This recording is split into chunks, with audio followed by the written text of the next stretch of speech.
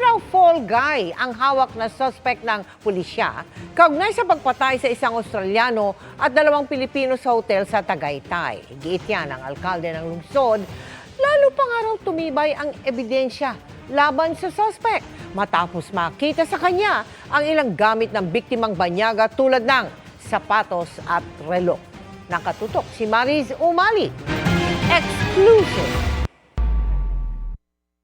Sa panibagong CCTV footage na ito na nakuha ng GMA Integrated News, lalo raw tumibay ang ebidensya ng Tagaytay City Police laban sa hawak nilang suspect sa pagpaslang sa Australian national na si David Fisk, kaniyang partner na si Lucita Cortez at manugang ni Cortez na si Mary Jane. Dito, makikita ang suspect na relax na naglalakad pasado 6:00 ng umaga pagkagaling niya sa hotel kung saan niya pinaslang umanon 3. Pero napuna ng pulisyang suot-suot niyang rubber shoes.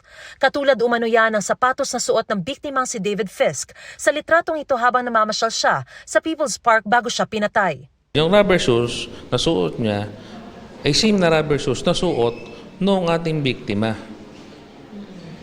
na lalaki na si David Fisk, yung Australian citizen, Australian national.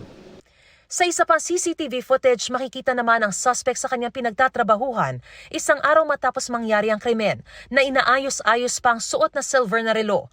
Ayon sa Tagaytay City Police, tugma rin ang relong ito sa suot ng Australiano sa larawang ito. Kanina nabawi na rin ng mga pulis ang relong ito, pati ang iba pang nawawalang mga alahas ng mga biktima. Sa pamamagitan ng mga ebidensyang aming nakolekta, yun na nga ay yung mga alahas na nawawala sa mga biktima kasama yung relo ng ating biktimang lalaki at ito ay nakuha mula doon sa bayaw ng ating suspect. Sa iba pang nakalap na litrato ng suspect, makikita ang suot din niyang pulang shorts ng isagawa ang krimen ay ang parehong shorts na suot niya nung nagtatrabaho pa siya bilang pool cleaner sa hotel. Kung noong una paghihiganti ang nakikita motibo sa krimen matapos sibakin ang suspect sa trabaho dahil nasangkot sa pagnanakaw, ngayon malinaw daw na pagnanakaw ang pangunahing motibo ng suspect sa pagpatay sa 3 guests ng hotel na dating pinagtatrabahuhan. Pagnanakaw na rin, ang balita ko na lulong na rin sa online gambling kaya addict na sa pagnanakaw. Pinabulaanan din ni Mayor Tolentino na fall guy lang ang suspect. Of course, he's not the fall guy kasi inamin niya. Nung sumurrender siya. Humingi naman ng paumanhin ang ina ng suspect sa mga kaanak ng mga biktima. Masakit ho sa isang ina ang nangyari yan. Napakasakit ho. Hindi ko maisip akalain na nangyari yan.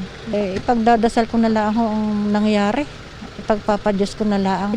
Hingi ako ng paumanhin sa ginawa ng anak ko.